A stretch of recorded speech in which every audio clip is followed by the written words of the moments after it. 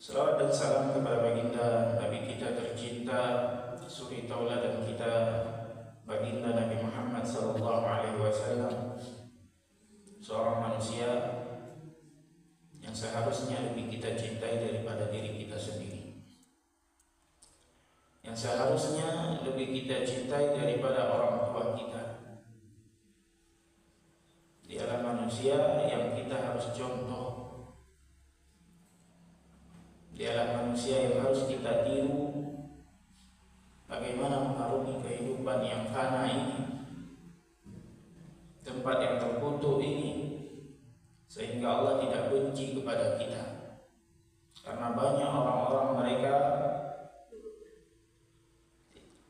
mengarungi kehidupan dunia itu mengikuti hawa nafsu dan tidak mengikuti aturan-aturan yang telah dibawa oleh Nabi kita sallallahu alaihi wasallam. Semoga kita terus di jalan yang benar, di jalan yang dibawa oleh Nabi kita sallallahu alaihi wasallam, yaitu di atas jalan Al-Quran dan Sunnah Nabi kita Muhammad sallallahu alaihi wasallam. Ibu-ibu bapak sekalian, alhamdulillah pada kesempatan ini kita kembali membahas tafsir surah apa Bumes? Ad-Duha. Surah Ad-Duha. Sebentar lagi ini Ad-Duha. Dah ayat keempat. Kita baca dulu surahnya jemaah. Semoga Allah beri pahala yang banyak kepada kita semua. A'udzu billahi minasy syaithanir rajim. Bismillahirrahmanirrahim. Wad-duha wal-laili idza saja ma wadda'aka rabbuka wa ma qala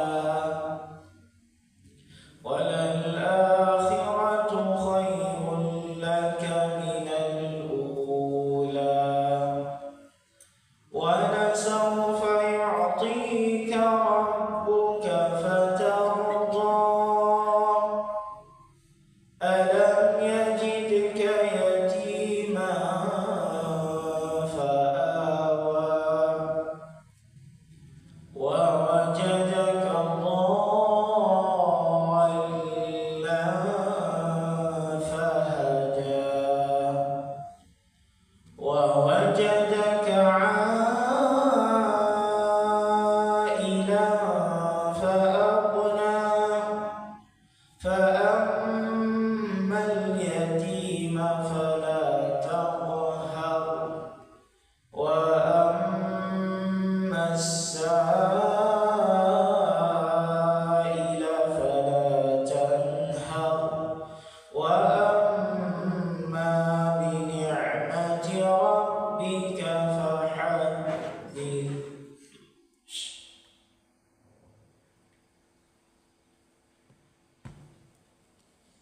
Baik jemaah dirahmati oleh Allah, kita masuk ke ayat keempat. Tapi sebelumnya kita jelaskan bahwasanya surah Ad-Duha ini penjelasan tentang bahwasanya Allah memberikan nikmat yang banyak kepada Nabi kita, tentang nikmat yang zahir, nikmat yang nampak, nikmat yang nampak, nikmat fisik, nikmat mukjizat, nikmat yang nampak dengan mata kepala.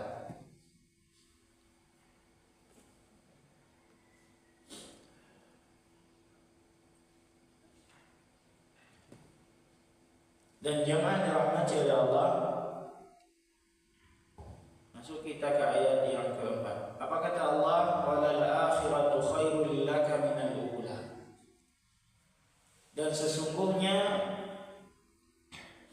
yang kemudian itu lebih baik bagimu, wahai Muhammad, daripada permulaan atau sebelumnya, atau dari awalnya.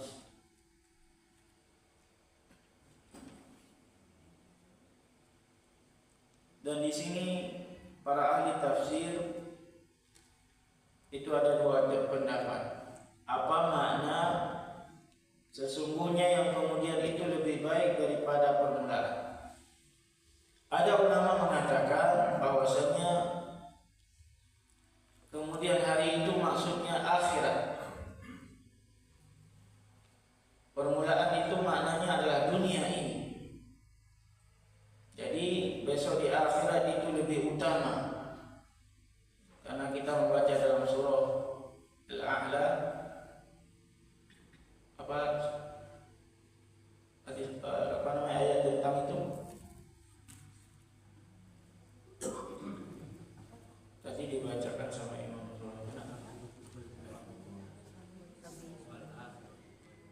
siapa yang jawab? Wal akhiratu khairu wa abqa. Artinya akhirat itu lebih baik daripada akhirat itu lebih baik dan lebih kekal daripada dunia. Terkasih ada yang pas mulai. Start mulai. Berkaca.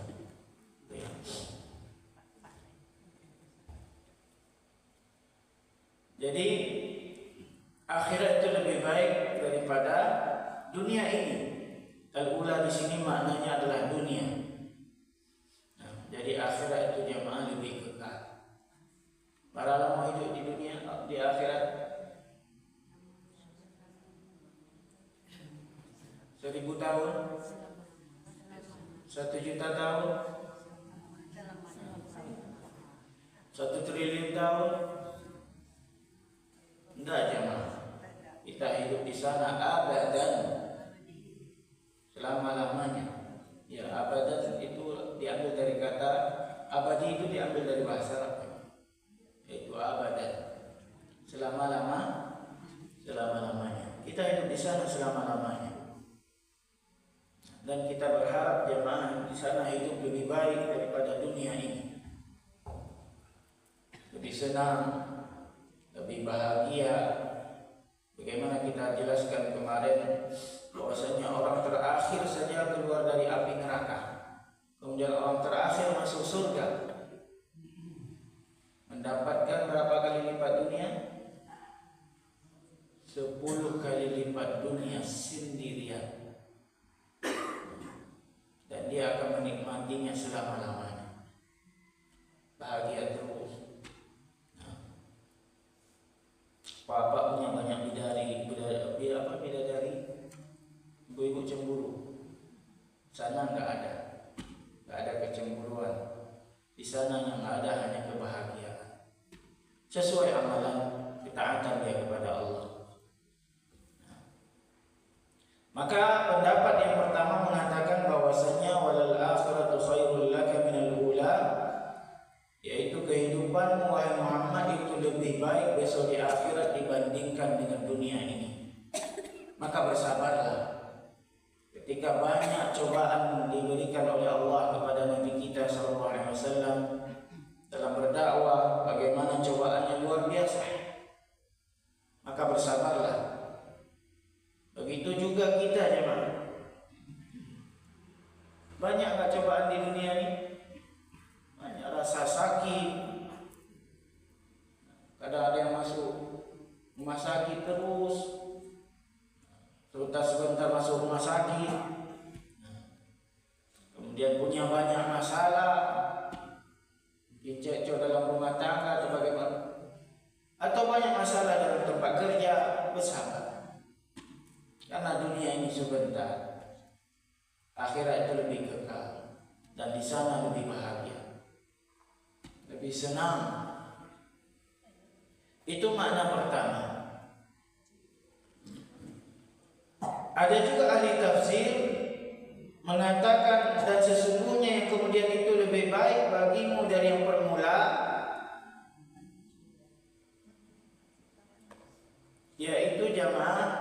Ada yang menafsirkan bahwasannya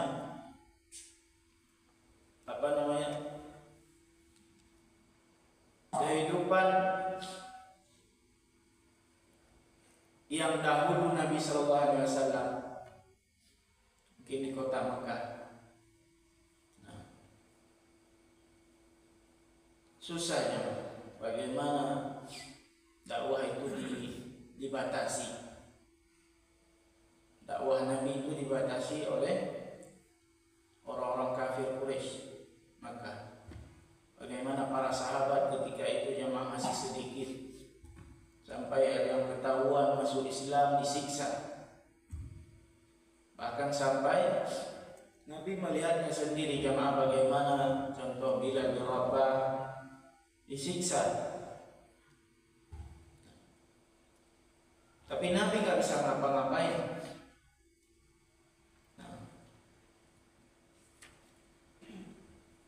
Atau jamaah dirahmati oleh Allah, bagaimana siapa nama yang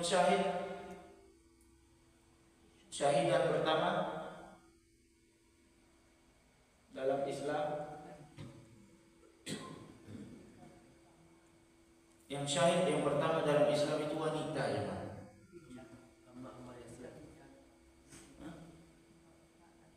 Siapa yang jawab lagi?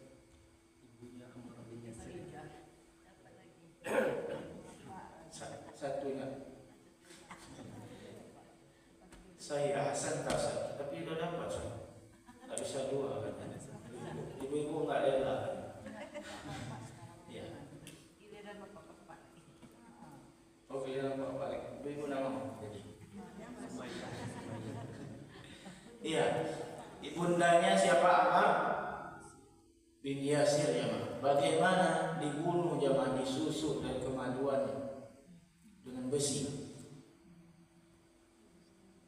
disiksa jamaah, ditusuk dari kemaluannya. Ada yang mengatakan sampai keluar besi dari mulutnya. Kemudian ayahnya juga dibunuh.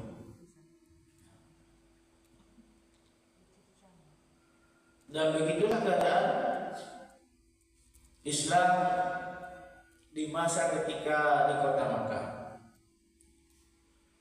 Kemudian ketika Nabi SAW berada di kota Madinah, indah yaitu hijrah. Nah, ternyata keadaannya lebih baik, maksudnya lebih baik. Agama itu, kaum muslimin itu tambah banyak yang masuk Islam. Sampai berbondong-bondong dalam surah apa? Allah jelaskan. Az-Zumar. Yang berbondong-bondong. Coba ibu bacakan ayat-ayat. Bunda Risma. Ayatnya Bunda.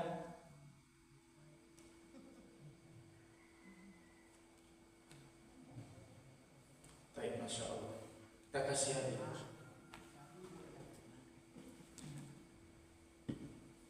Insya Allah untuk beliau. Nah, dalam surah yang paling mudah yang kita hafal, yaitu surah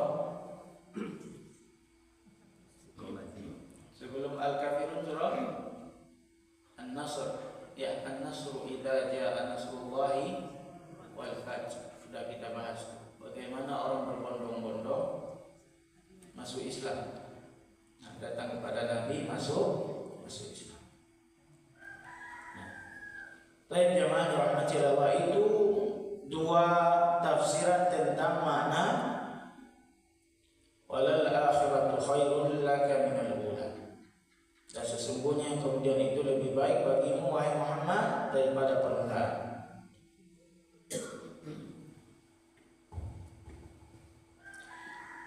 Dan Syekh Abdul Rahman bin Nasir As-Sa'di rahimahullah menyebutkan ini adalah dalil, ayat ini adalah dalil bahwasannya Allah meningkatkan level Rasulullah SAW itu, levelnya selalu naik, ketaatannya selalu naik di sisi Allah, derajatnya selalu naik dan tinggi di sisi Allah Tabaraka wa Ta'ala. Seiring berjalan waktu, semakin tinggi pula kedudukan Nabi kita sallallahu alaihi wasallam di sisi Allah Subhanahu wa taala.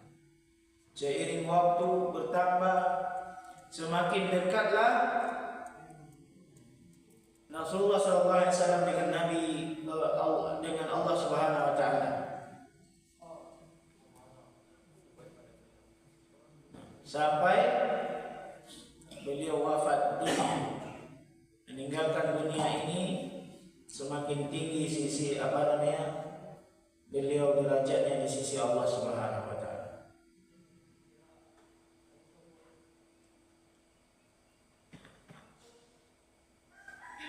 Dan jamaah dirahmati oleh Allah, sehingga penyebutan nama Nabi sallallahu alaihi wasallam itu semakin lama semakin banyak penyebutan namanya.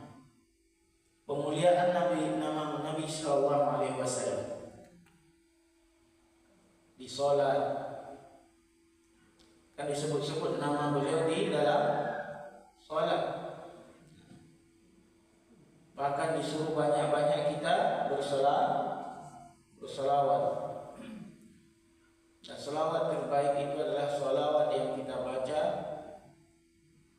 di dalam salat. Dalam at-tahiyat, tahiyat.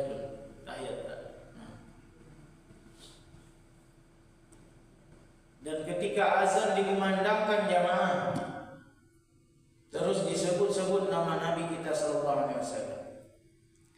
Dan jamaah dirahmati Allah, ada hal penting. Nabi orang yang mulia, sehingga jamaah banyak orang yang bertawasul dengan beliau.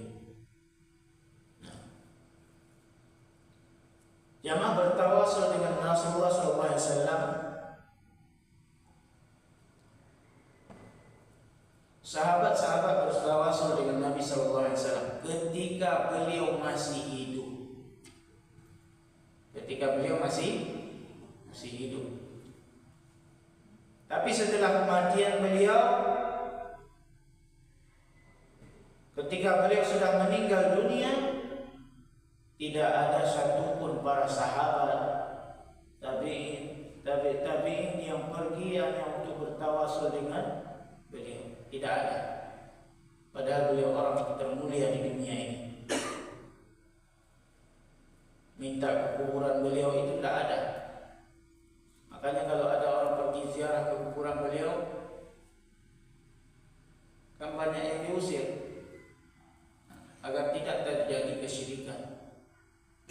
Minta-minta kepada kuburan Nabi itu tidak diperbolehkan jemaah. Dan berdoa meminta itu hanya kepada Allah.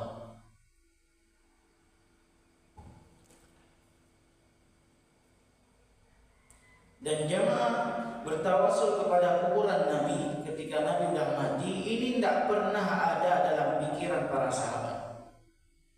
Bahkan berdoa dengan cara seperti meminta-minta ke kuburan Rasulullah SAW itu tak pernah dilakukan oleh para sahabat, dan mereka menganggap ini tidak berguna. Karena yang mengabulkan doa siapa?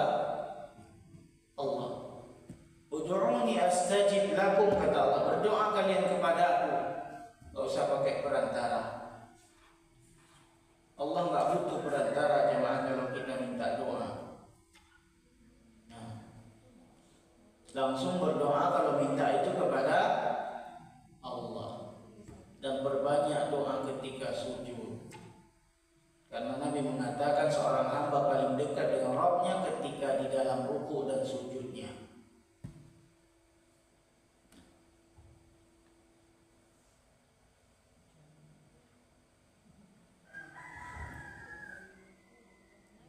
Dan hal ini jemaah dicontohkan oleh Umar bin Khattab radhiyallahu anhu ketika musim kekeringan. Ketika beliau memerintah ada musim kekeringan, dan beliau jemaah Umar bin Khattab itu tidak datang ke kuburan Nabi,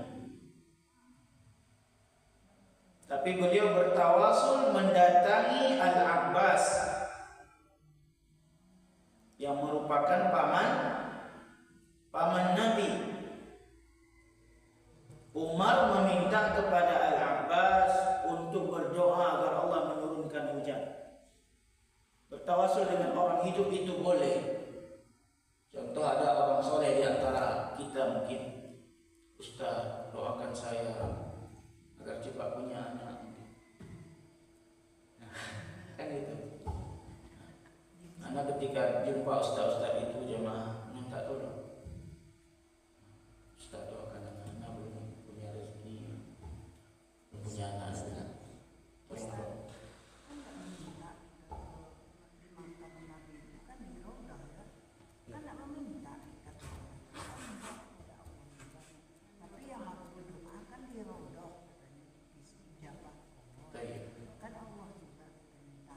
Ya, kalau minta ke Allah silahkan. Mungkin ibu tidak minta sama ibu yang minta sama Allah kan. Tapi ada orang-orang yang pahamnya itu mereka pakai perantara, ya Rasulullah, karena dirimu ya Rasulullah. Pakai apa? Ilah. Pakai maksudnya perantara. Ya Rasulullah, karena dirimu ya Rasulullah, engkau yang mulia ya Rasulullah, tolong sampaikan doaku kepada Allah ya Rasulullah. Itu kan perantara dengan iya. Iya, kalau tempat mustajab iya. Maksudnya tidak boleh. Nanti salah orang cara berdoanya, pakai perantara itu tidak boleh. Dengan orang yang sudah mati, bertawasul namanya.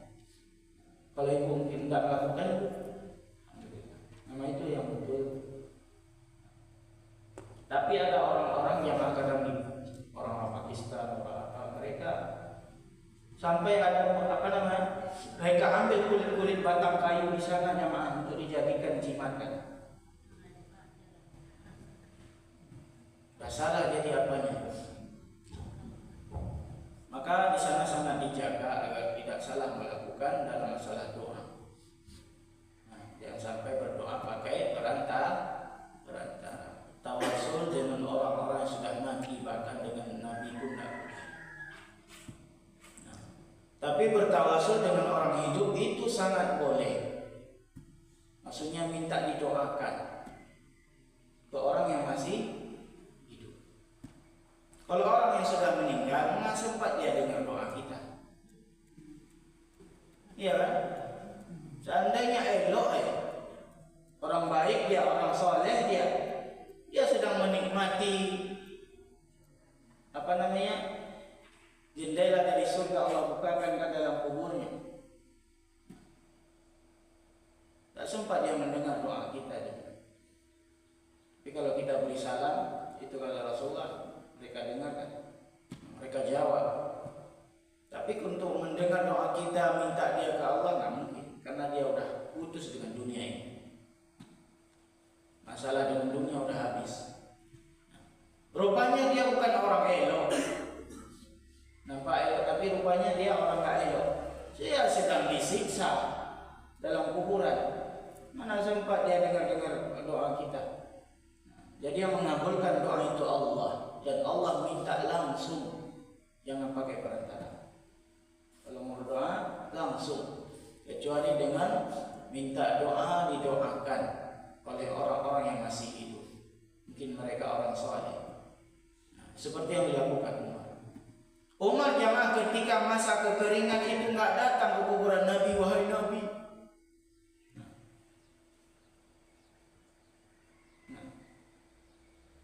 Ini keadaan udah kering, tidak minta kepada Nabi, tolong sampaikan doa kepada Allah, turunkan hujan. Tapi beliau datang kepada pamannya Nabi Al-Abbas. Beliau minta agar didoakan agar turun hujan. Yang masih hidup Al-Abbas ketika itu masih hidup. Dan paman Nabi juga termasuk orang yang soleh, yang dapat mendoakan kaum muslimin yang ditimpa kekeringan saat itu. Dan inilah jemaah, banyak orang-orang ragu dalam masalah ini. Padahal ini adalah hal yang sangat penting tentang tauhid, masalah doa. Sampai-sampai jemaah, jujur jemaah di Aceh tepatnya, di anak sini. Karena dulu anak ini yang mengurus makam-makam dulu. masa jahiliyah dulu. Nah, tempat makam-makam orang soleh itu jamaah dibilang tempat makam syekh ini syekh itu tuh. Rupanya di situ jamaah adalah tempat di mana orang-orang mencari uang. Kan banyak yang datang-datang nanti ngasih uang. Rupanya bisnis terbesar adalah bisnis makam ya. Jujur, karena anak pelakunya tahu bagaimana sudah dulu tentang masalah makam-makam keramat.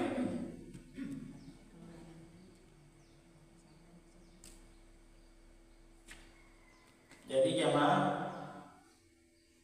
kalau orang mati itu nggak mendengar doa kita, tapi mereka butuh doanya, butuh didoakan. Mereka yang butuh, bukan kita.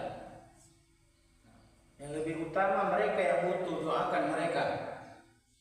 Itu tidak masalah, doakan mereka agar diluaskan kuburnya, agar dimudahkan urusan mereka dalam kubur. Dan setelah nanti dibangkitkan, mereka sangat berharap doa itu. Tapi bukan malah minta doa perantara ke mereka. Bagaimana ketika terjadi perang Mu'tah? Rasulullah SAW jamaah tidak ikut ketika itu dalam perang. Beliau mengirimkan Zaid bin Harithah sebagai panglima perang. Abu Qatadah menceritakan bahwasanya Rasulullah SAW beliau naik ke mimbar. Kemudian beliau bersabda, innahum talaqal adu fa usiba zabian syahidan fastaghfiru lahu fastaghfara lahun nas. Nabi mengatakan jamaah, mereka berangkat sampai bertemu musuh, yaitu siapa tadi? Zaid bin Harithah bersama bala tentara. Kemudian Zaid itu gugur, kata Nabi, dia syahid. Maka mintalah ampunan untuknya, wahai kepada seluruh yang hadir. Diminta oleh Nabi untuk mendoakan bahwasanya ampunan untuk Zaid bin Harithah dan orang-orang yang gugur dalam perang tersebut. Lalu kaum muslimin pun meminta ampunan untuk mereka. Kalau minta ampunan untuk orang yang sudah mati itu sangat dianjurkan. Zaid mati dalam keadaan syahid, namun Nabi jamaah tetap memerintahkan para sahabat untuk mendoakannya. Hal ini karena jamaah, orang mati itu sangat membutuhkan doa kita, orang-orang yang masih hidup, bukan sebaliknya. Bukan sebaliknya. Dan itulah tujuan sebenarnya dari ziarah kubur. Nah, ini tujuan sebenarnya dari ziarah kubur. Yang pertama, untuk melembutkan hati kita, mengingatkan bahwasannya kita akan kembali seperti orang itu. Kita akan mati, kita akan dikubur dengan sama seperti mereka. Kemudian mendoakan orang-orang yang sudah meninggal tersebut. Dan itu adalah tujuan yang utama berziarah kubur. Sampai Nabi mengatakan, kamu, dulu aku melarang kalian ziarah kubur, untuk ziarah kubur. Dan sekarang pergilah berziarah kubur. Fa innaha tudzakirul akhirah. Karena sungguh berziarah kubur itu mengingatkan tentang akhirat. Dulu Nabi melarang ziarah kubur jamaah. Kenapa? Dulu itu maksudnya ketika di kota Mekah. Ketika di masa Mekah, di kota Mekah itu namanya tidak ada perkuburan kaum muslimin. Karena kaum muslimin masih sedikit. Dan sekarang, maksudnya sekarang ketika Nabi di kota Madinah sudah ada perkuburan kaum muslimin. Apa namanya kuburannya? Kuburan Sekarang ziarah sering-seringlah, setiap hari bahkan ziarahlah kubur agar mengingatkan kalian tentang akhirat, bahwasanya hidup di dunia ini nggak kekal. Sampai-sampai jamaah itu banyak tetanggaannya ya, di Aceh. Ketika meninggal keluarganya, dikuburnya jamaah depan rumah. Itu banyak nih. Banyak dikuburnya depan rumah. Contoh suaminya, ayahnya, bundanya dikuburnya dekat rumahnya. Gak mau mereka kubur di tempat umum. Nah, biar nampak terus katanya. Nampak kuburan terus. Katanya. Wallahu a'lam bishawab.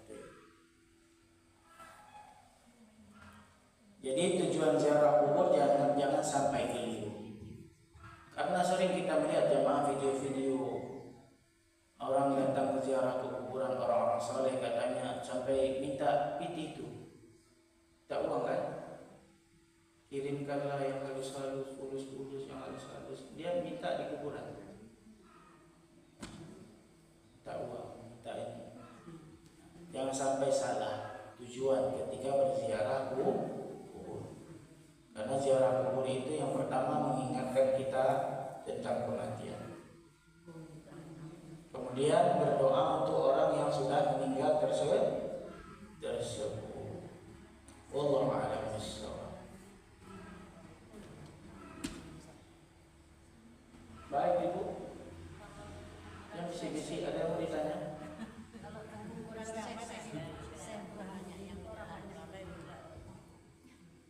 Tujuan Ibu ke situ ngapain? Nah itu masalahnya. Ziarah kuburnya bagaimana? Orang pun kita. Intinya jangan salah niat ketika pergi. Dan jamaah ternyata mengkhususkan ziarah itu hanya ada kepada 3 atau bahkan ulama membatasi 2 tempat. Mengkhususkan niat untuk berziarah itu hanya 2, yaitu Masjidil Haram dan Masjidil Nabawi. Itu namanya safar yang ada niat untuk kebaikan, maksudnya niat khusus itu dibolehkan. Tapi kalau niat safar untuk katanya safar apa, pergi ke Masjid Baitur Rahman Banda Aceh, nah, itu nggak ada pengkhususan niat apanya, itu tidak dibolehkan. Pengkhususan niat untuk safar betul-betul beribadah itu hanya Masjidil Haram, Masjidil Nabawi, dan termasuk Masjidil Aqsa. Kenapa? Karena Nabi mengatakan bahwasanya amal ibadah di sana itu lebih baik daripada masjid-masjid yang lain. Kalau Masjidil Haram berapa kali lipat? Sholat 2 rakaat itu ibarat 10.000.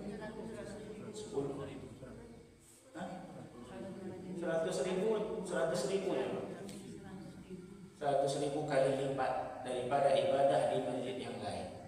Kalau Masjidil Nabawi itu baru 10.000. 10.000.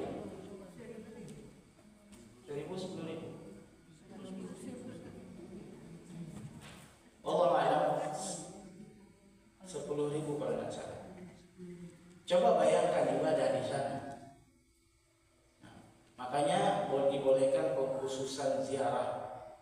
Tapi kalau masjid-masjid yang lain itu sama semua. Tapi untuk melihat keindahannya itu Allah tak dibolehkan tadi. Nah, Ustaz, ada sebuah daerah di kota Banda Aceh itu banyak berdatangan orang safar situ, terutama orang kampung kita, orang Periaman, bawa kambing di mana itu, bikin tenda di daerah Banda Aceh. Itu selalu itu setiap pada bulan-bulan tertentu. Bahkan saya ke situ berkunjung ketika wisata religi, mau masuk ke masjid aja ada sebuah kolam tempat air. Nah itu katanya kalau disiram kaki kita berbagai masalah lah, persoalan selesai. pisang di situ.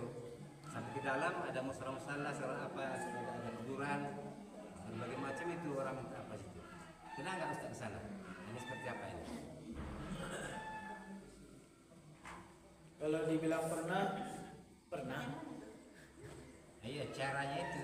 Iya. Bahkan dari kampung kita Priamban itu bawa kambing di situ disembelih, bikin tenda, bikin ini di situ. Dan itu jamaah, itulah apa namanya kesalahan ziarah sebenarnya. Dan itu adalah takhayul-takhayul yang dibuat-buat sehingga menarik orang, sehingga mereka mendapatkan apa namanya ya penghasilan lah dari situ. Jujur memang iya penghasilan, sampai uang banyak. Dan itu hati-hati jamaah, itu sampai nanti takut terjerumus kepada kesyirikan. Sampai ada jamaah itu nanti orang bawa pasir dari situ kan. Nanti pasir itu katanya bisa menyuburkan tanaman.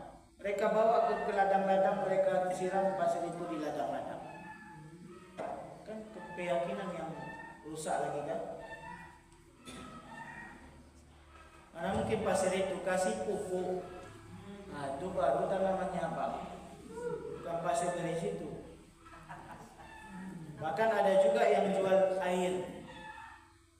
Nah, aqua itu katanya udah dibaca-bacakan. Mungkin harganya aqua itu baranglah 3.000. Tapi sampai situ mulai 1.000, 20.000. Ramai yang untung tuh. Yang datang beribu. Dan ada sebuah kisah jamaah, tidak salah ini terjadi di apa namanya? Lupa daerah. Ada satu ketika itu ada 2 orang mereka jamaah dalam perjalanan itu sehingga kendaraannya rusak. Diceritakan oleh seorang syekh, kendaraannya rusak. Rupanya ada sering lewat orang di situ di sebuah tempat terpencil, tapi sering orang lewat berkendaraan. Sehingga kendaraan mereka rusak dan malah bocor. Sehingga mereka tetap menunggu amontirnya datang untuk memperbaiki apa? Kendaraan mereka. Tapi ada sebuah tembok di situ. Tembok situ ketika orang lewat sering minta permisi. Apa namanya? Permisi numpang lewat, orang lewat. Bahkan ketika itu mereka memperhatikan ada yang melempar koin. Lempar koin ke situ. Sehingga sekian lama mereka lihat tambah banyak uang di situ. Sehingga jamaah ada apa di dalam pikiran mereka untuk jadikan bisnis. Sehingga mereka tulis di situ bahwasanya ini adalah kuburan orang soleh. Tambah banyak jamaah yang kasih uang numpang lewat dan sebagainya. Sampai saat ini jamaah di situ terbangun masjid besar, mewah. Dan situ masjid dalamnya katanya ada kuburan orang soleh. Padahal tidak ada itu orang meninggal di situ. Tidak ada orang dikuburkan di situ. Tapi sebagai sudah jadi apa namanya? Untuk bisnis. Dan itu bisnis paling mudah jamaah. Soalnya anak dulu ikut itu. Tahu, coba ternyata memang bisnis. Sampai jamaah mungkin sebulan itu ratusan juta atau bahkan sampai miliaran. Banyak fitnah di situ jamaah. Dan itu tapi mereka mendapati fitnah dari situ jamaah membuat orang melakukan kesyirikan. Menyesatkan orang. Dan itu termasuk anak dulu. Jujur, termasuk anak sendiri. Pelaksananya. bertobat kepada Allah. Pelaksananya ya. Ya. Dan anak bertobat kepada Allah setelah tahu semua jemaah tentang hal ini, setelah kita pelajari. Semoga Allah ampuni dosa-dosa anak. Di Banda ke Pidi. Banyak daerah tempatnya banyak. Tempat kami mungkin lebih apa? Ada di sana namanya Syekh Ibrahim Waila. Itu yang paling besar di Aceh, Syekh Ibrahim Waila. Beliau beredar bahwasanya beliau itu kalau berjalan itu berapa menit itu sampai ke Sekerau jalan kaki. Bahkan ada orang ketika beliau minta minum, rupanya orang nggak ngasih, sehingga pergi beliau rumahnya terbakar. Gitu apa cerita apa di masyarakat. Nah, bahkan ketika meninggal beliau itu sangat wangi bau jasad beliau ketika dikuburkan. Nah, rupanya jasadnya menghilang macam-macam rupanya, sehingga dijadikanlah kuburan beliau kuburan keramat. Cerita-cerita wallahu a'lam bishawab. Dan ini jemaah penyesatan umat, jujur menyesatkan orang dengan mencari penghasilan dari situ, tapi menyesatkan umat. Wallahu a'lam bishawab. Semoga Allah ampuni dosa kita semua. Semoga Allah jauhkan kita dari hal-hal demikian. Wallahu a'lam bishawab. Ini yang bisa saya sampaikan jemaah. Banyak pertanyaan dari ibu-ibu, tidak? Banyak. Kenapa dipakai laki-laki boleh, perempuan tak boleh? Laki-laki boleh, perempuan tidak boleh kebakit. Masuk ke Itu kurang tahu kenapa tidak boleh. Kurang tahu. Tapi yang permasalahannya ini jemaah. Coba bayangkan, coba bandingkan ibu-ibu dan bapak sekalian, bandingkan. Nah, dan Nabi melarang dalam hadis itu untuk meninggikan kuburan.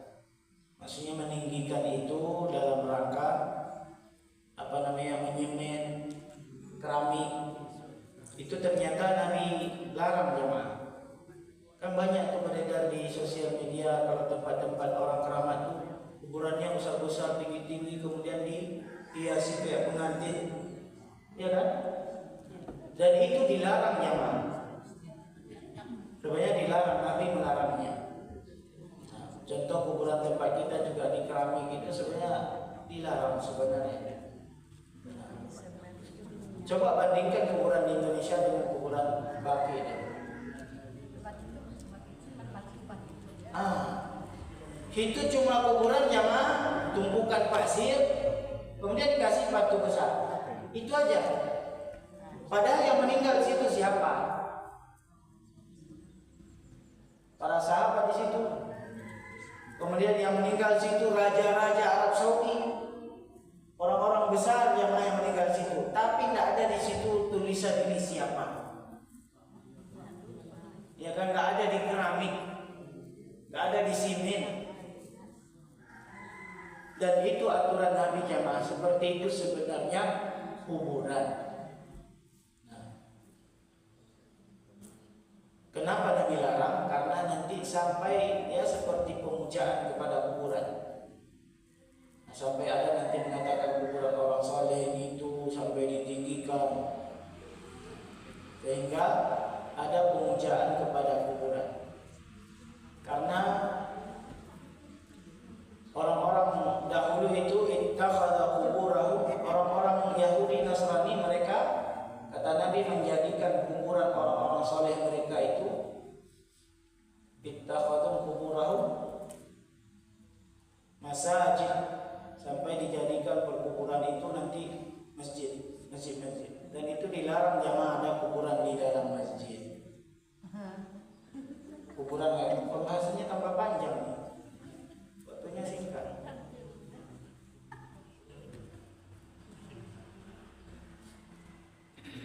Dan jamaah, ternyata penyebab kesyirikan terjadi pertama kali di dunia adalah pemujaan kepada kuburan orang-orang saleh. Nah, pertama kali terjadi kesyirikan di dunia. Kesyirikan di dunia itu penyebabnya adalah pemujaan berlebihan kepada orang-orang saleh yang sudah meninggal. Dan itu nanti kita ceritakan kisah insya Allah pertemuan selanjutnya tentang apa sih penyebab pertama kali terjadi kesyirikan di dunia. Kapan, ketika masa Nabi siapa. Tapi yang itu yang bisa saya sampaikan, lebih dan kurang mohon maaf. Nah, kalau ada salah kata itu dari kurangnya ilmu anak, kalau ada yang benar itu dari Allah Subhanahu wa taala. Semoga Allah jauhkan kita dari melakukan kesyirikan karena kita takut dengan itu menyulitkan kita di alam akhirat, menyusahkan kita besok di akhirat, karena kesyirikan adalah dosa-dosa yang sangat dilarang oleh Allah Tabaraka wa taala. Hadza wa sallallahu alaihi wasallam Muhammad wa ala alihi wa sahbihi ajma'in. Akhirul kalam, kita tutup dengan doa kafaratul majlis. Subhanakallahumma wa bihamdika asyhadu an la ilaha illa anta astaghfiruka wa atubu ilaik. Gomez, penasaran Gomez? Apanya penasaran?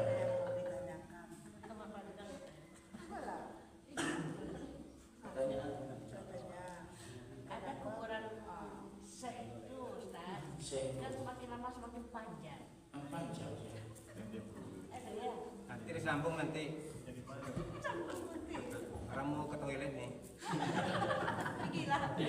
Nah, kita tutup. Assalamualaikum warahmatullahi wabarakatuh.